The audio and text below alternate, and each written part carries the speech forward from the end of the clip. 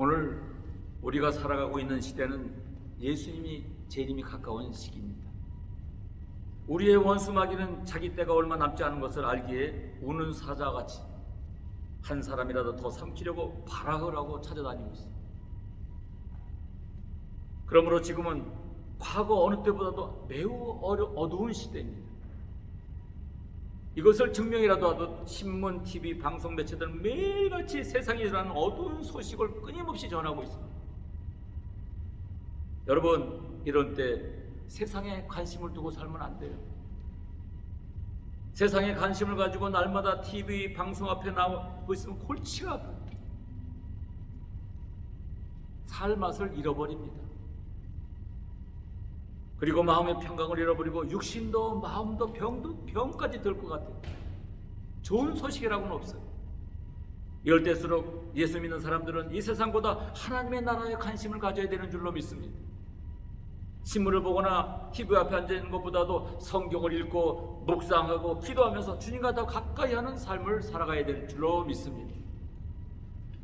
우리가 성경을 통해서 위대한 인물들을 만나봅니다. 그런 사람들을 이렇게 어려운 시대에 어떻게 살았나? 어떻게 축복을 받았나? 어떻게 하나님께 영광을 돌렸는가? 관심을 가지고 연구해 보면 마음이 새로워집니다.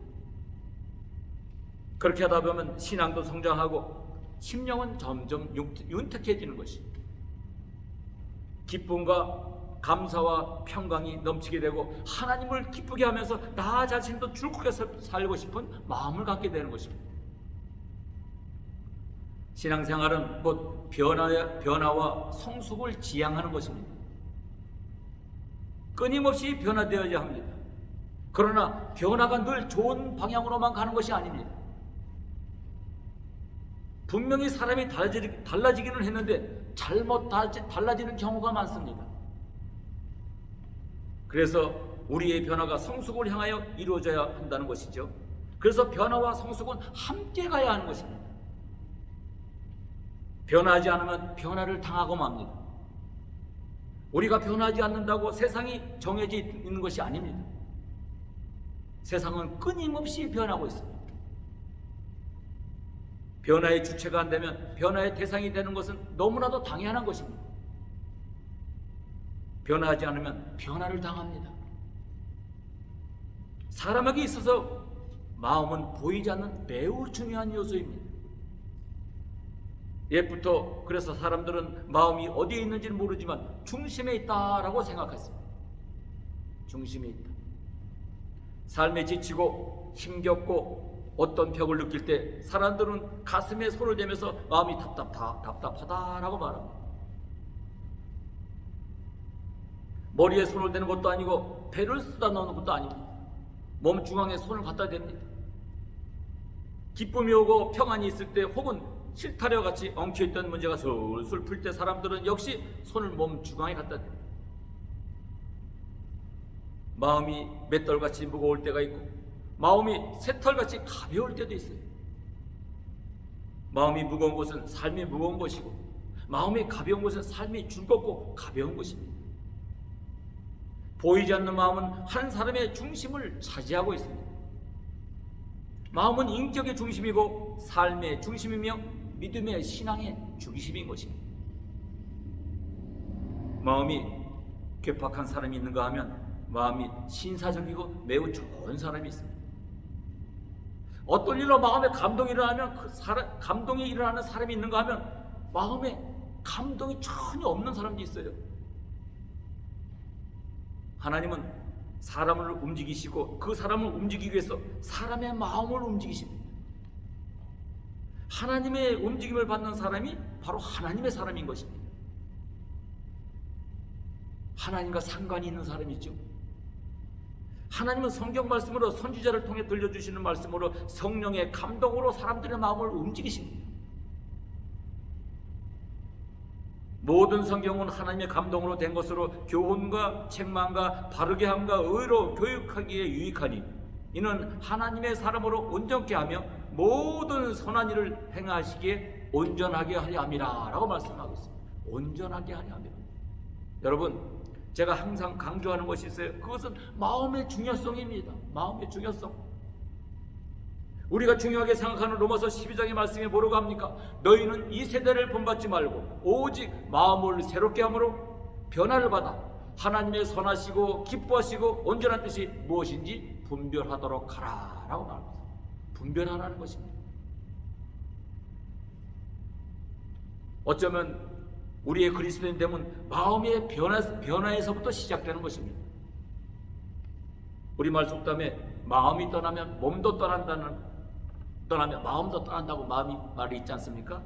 몸과 마음은 따로 떼어서 독립적으로 생각할 수 없다는 것이지요. 그러나 몸이 움직이는 것은 마음에서 시작되는 이유에 행동은 마음으로 반영이 되는 것입니다. 그러므로 오늘 우리가 함께 살펴볼 마음이 청결한 자의 복은 예사롭지가 않습니다. 주님은 어떤 의미를 가지고 마태복음에서 마음이 청결한 자가 복이 있나니 저희가 하나님의 볼 것이라고 말씀하셨을까요? 문제가 어디에 있습니까? 환경이 문제가 아닙니다. 마음이 문제입니다. 나치가 유태인들을 대학살하고 양심의 가책을 느끼지 않는 것이나 일본 사람들이 마루타 실험을 할 수 있었던 것들이 다 어디서 나왔습니까? 마음에서 비롯됐어요. 지금도 우리는 우리 속에서 꿈틀거리고 있는 이 욕심, 성적이고 물질적이고 명예적인 것들에 시달리고 있잖아요. 그래서 에레미야 선지자는 이렇게 말합니다. 만물보다 심히 부패한 것은 사람의 마음이라 누가 능히 이를 알리요라고 말하고 있습니다. 사람의 마음이 죄로 오염이 됐습니다. 타락했습니다. 그러므로 이런 것들은 우리의 지성을 발달시킨다고 해결되는 것이 전혀 아닙니다. 우리의 마음과 영혼이 어린아이 살처럼 부드러울 때 건강한 상태가 유지되고 그런 심령에 하나님의 말씀이 심어지고 성령님의 은혜와 능력이 머물게 되는 것입니다. 어린아이 같은 마음. 반대로 마음이 굳어지고 딱딱해지면 은혜와 능력이 아니라 하나님의 진노와 심판이 임하는 것입니다. 시편 81편 11절에 보니 내 백성이 내 소리를 듣지 아니하며 이스라엘이 나를 원치 아니하였도다. 그러므로 내가 그 마음에 강팍한 대로 버려두어 그 임의대로 행케 하였다라고 했어요. 마음이 완고해서 제 고집대로 하면서 하나님의 뜻을 따르지 않을 때 하나님이 대처하시는 방법이 무엇인가요? 고집대로 내버려 두는 거예요. 고집대로 내버려 두는 거예요. 하나님은 인간의 자유의지를 존중하시기에 강제로 집행하지 않으시고 허용하십니다. 우리가 자발적으로 하나님 앞에서 결단하고 사랑하길 원하기 때문입니다. 로마서 1장 12절에도 보니 사람들이 하나님을 인정하기를 싫어하므로 하나님께서는 사람들을 타락한 마음의 자리에 내버려 두셔서 해서는 안 될 일을 하도록 놓아두셨다라고 했어요. 그렇습니다. 마음을 굳게 하여 하나님을 마음에 두지 않고 인정하지 않는 밀쳐있는 사람을 타락한 마음 자리에서 내버려 두신다는 사실, 자유의지가 아니라 저주의 심판인 것입니다. 왜 하나님은 사람들의 마음을 감동시키고 움직이시려 하실까요? 두 가지가 있습니다. 하나는 사람 그 자체 때문이고 다른 하나는 그 사람이 행하는 하나님의 일 때문인 것입니다. 사람은 온전하지 못합니다. 겉으로 보는 이목구비가 온전해도 속 사람의 이목구비는 온전하지가 못하다는 것입니다. 겉사람의 눈 시력은 좋지만 바르게 보지 못하고 제대로 보질 못한다는 것입니다. 겉사람의 귀는 세상 소리를 듣게 되어 있고 속사람의 귀는 하나님의 음성을 듣게 되어 있는데 일찍이 어두워졌어요. 들어도 알질 못합니다. 겉으로 보는 사람이 멀쩡해 보여도 속사람의 영적 질서와 상태는 심각한 오류 상태입니다. 이 모든 것은 죄로 말미암은 것이고 성경은 우리에게 말씀하고 있어요. 죄는 사람을 온전하게 못하게 만든다는 것이죠. 온전하신 하나님은 깨지고 망가진 사람들을 온전하기를 원하십니다. 마태복음 5장에 있는 말씀입니다. 하늘에 계신 너희 아버지의 온전하신 같이 너희도 온전하라. 하나님은 우리가 온전하기를 원하십니다. 온전함이란 각자의 현실에서 성령에 붙들려서 마음과 목숨과 뜻을 힘을 다해서 하나님의 뜻대로 행한다는 것을 의미하는 것이 아닐까요? 너희는 이 세대를 본받지 말라고 강조하고 있습니다. 이 세대를 본받지 말라는 것입니다. 하나님은 하나님의 백성들이 믿음과 삶과 행함에 있어서 온전해지기를 간절히 원하십니다. 믿는 사람이 믿음으로 하나님의 은혜에 살아간다는 것을 해를 거듭할수록 온전해지는 것입니다. 온전한 것은 뜻과 방향이 일치되는 것입니다. 하나님은 무엇을 가지고 하나님의 사람을 바른 사람으로, 바른 믿음으로, 바른 행함으로 인도하실까요? 하나님이 가장 중요하고 일방적인 방법은 바로 하나님의 말씀입니다. 하나님의 말씀. 하나님은 때로는 선지자를 사용하셨습니다. 이스라엘 백성들을 향해서 수많은 선지자를 보내주셨습니다. 그리고 이렇게 해야 산다, 이렇게 해야 산다, 죄악으로 물든 완고한 마음을 버리고 돌아오너라. 그리고 하나님을 찾으라, 간곡하게 말씀하고 계십니다. 주님이 마음이 깨끗한 사람이 복이 있다고 말씀하실 때 성경적인 지식이 많아서 유창한 성경 지식을 자랑하는 사람을 말하지 않는다는 사실입니다. 주님의 관심은 마음에 있습니다. 말을 바꾸면 성령과 진리 안에서 신령과 진정으로 주님을 따르는 것에 있는 것이죠. 성경적인 지식이 없는, 다시 말해서 교리적인 이해가 없는 마음의 동의는 있을 수가 없습니다. 그것은 단지 감정적인 충만에 불과한 것입니다. 지적인 동의로 끝나서도 안 되지만 지적인 빈곤도 심각한 것입니다. 그런데 성경은 주로 우리의 마음이 어떠한가에 대해서 관심이 있습니다.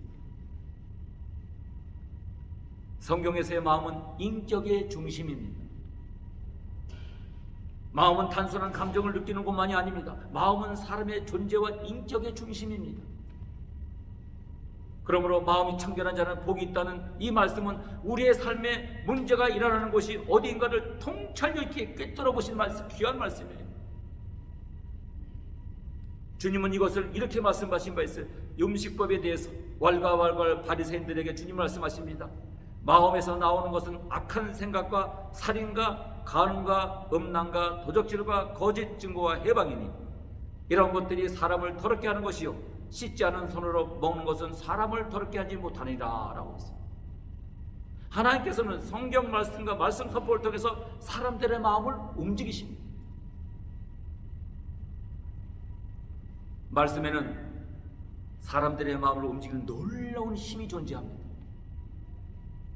그 힘은 세상에는 존재하지 않는 힘이에요. 그것은 하나님부터 말미암는 힘입니다. 할렐루야. 성경은 전능하신 하나님의 감동으로 되어졌습니다.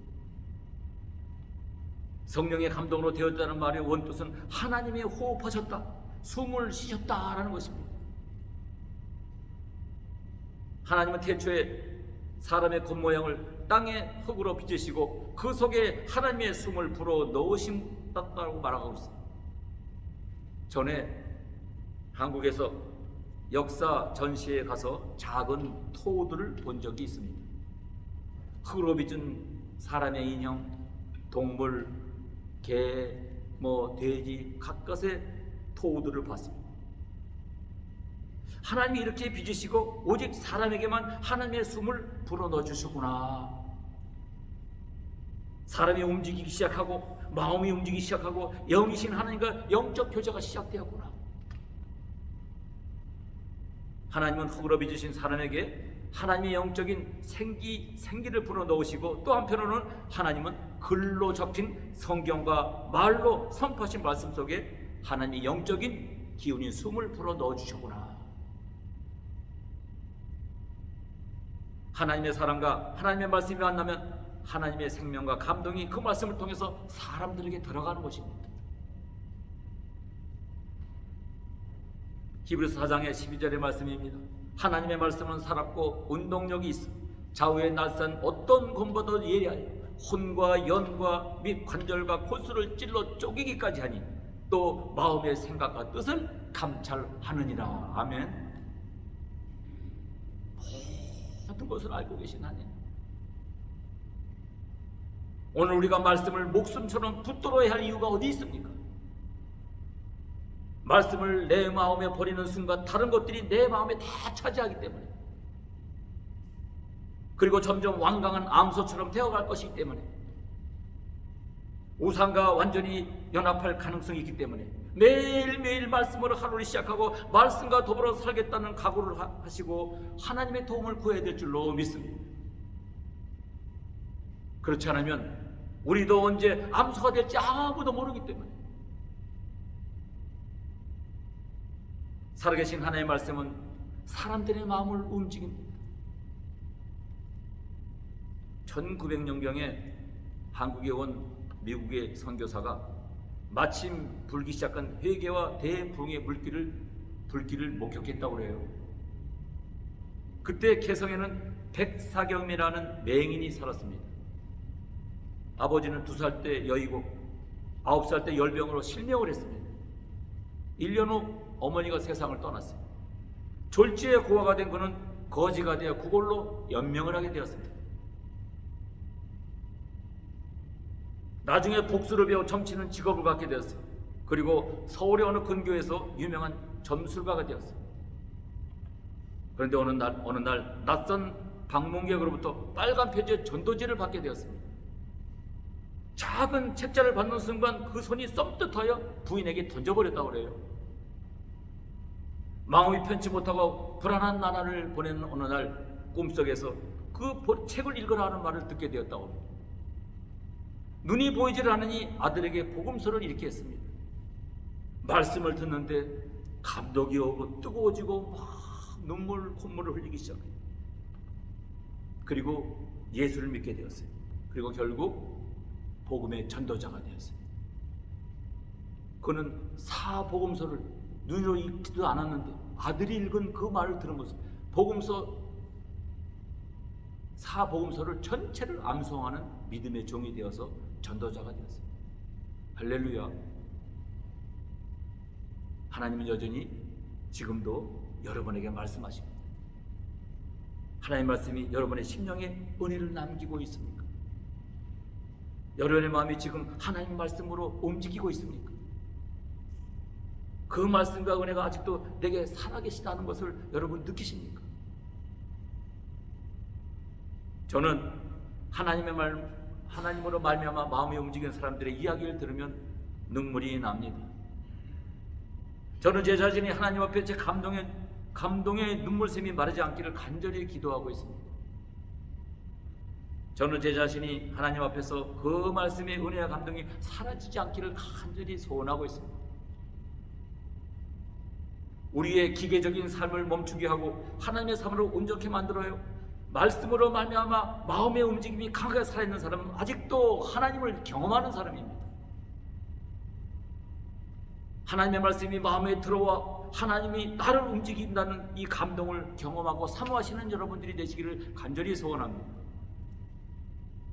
사랑하는 여러분, 여러분의 마음 문을 활짝 여시길 바랍니다. 마음 문이 열려야 합니다. 그래서 하나님이 보내주신 하늘나라의 정보를 마음으로 담으십시오. 그러면 여러분의 삶에 요동이 일어나기 시작하고 그 작은 요동들이 모이면 큰 변화로 시작되는 것입니다.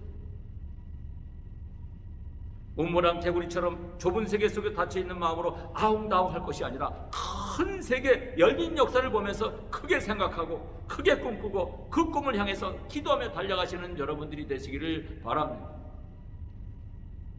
다친 마음, 다친 생각으로 옛것만을 붙잡고 있을 것이 아니라 다시 하나님의 놀라운 섭리와 뜻을 발견하고 사시는 그 뜻을 받들어 모험하는 여러분의 생활이 되기를 바랍니다. 우리의 의지는 마음을 지배하는 주인인 하순일 뿐입니다. 하순. 회개란 의지를 되돌리는 일이 아닙니다. 마음을 돌이키는 일입니다. 마음의 주인을 예수 그리스도 되돌리는 일입니다. 예수님을 믿는 사람은 가리켜 왜 그리스도인이라고 합니까? 예수 그리스도께 지배되어 있는 사람이라는 뜻입니다. 인간의 승리는 자신의 의지의 삶에서 나오는 것이 아닙니다.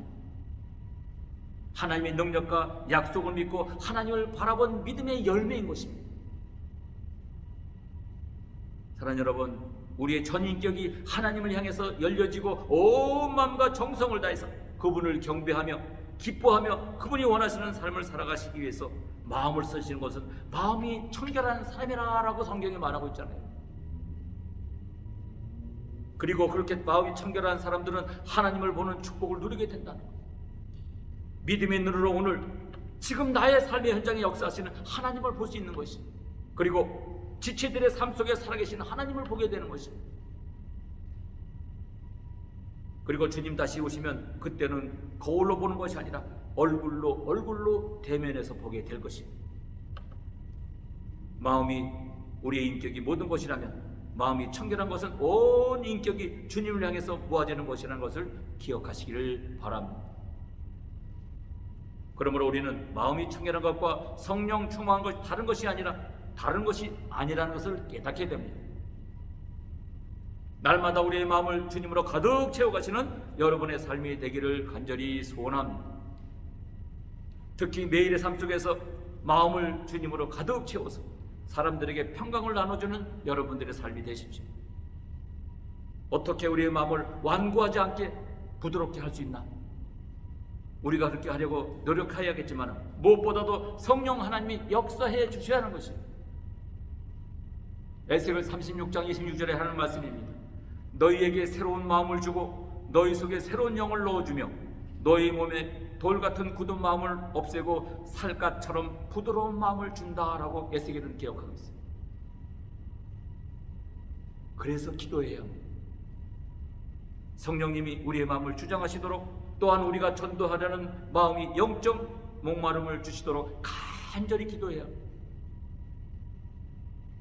사랑하는 여러분, 한평생 죄와 말씀을 대할 때 완고하지 않도록 주의하면서 성령의 충만함을 구할 때 여러분의 마음을 부드럽게 만들어 주시고 말씀 따라 사는 은혜와 능력의 때를 따라 베풀어 주시는 하나님의 일을 경험하게 될 줄로 믿습니다. 기도하겠습니다. 살아계신 우리 하나님, 날선 곰보다 예리하신 하나님의 말씀으로 연약한 저희들을 온전케 하여 주시옵소서. 염려보다도 크신 주님만을 바라보게 하여 주시옵소서. 새로운 마음, 새로운 영을 주셔 부드러운 마음을 허락하여 주시옵소서. 어려운 세상을 바라보지 말고 주님의 말씀을 묵상하면서 내 삶을 마음으로 변화시키는 우리의 삶이 되게 하여 주시고, 주님이 주신 그 넉넉한 마음으로 아직도 변화되지 못한 우리들의 주변에 있는 사랑하는 우리들의 이웃들에게 이 놀라운 좋은 소식, 복된 소식을 증거하는 귀한 믿음의 귀한 종들이 될 수 있도록 주님 축복하여 주옵소서. 감사드리며 존귀하신 예수 그리스도 이름 받들어 간절히 기도 올리옵나이다. 아멘. 할렐루야. 감사합니다.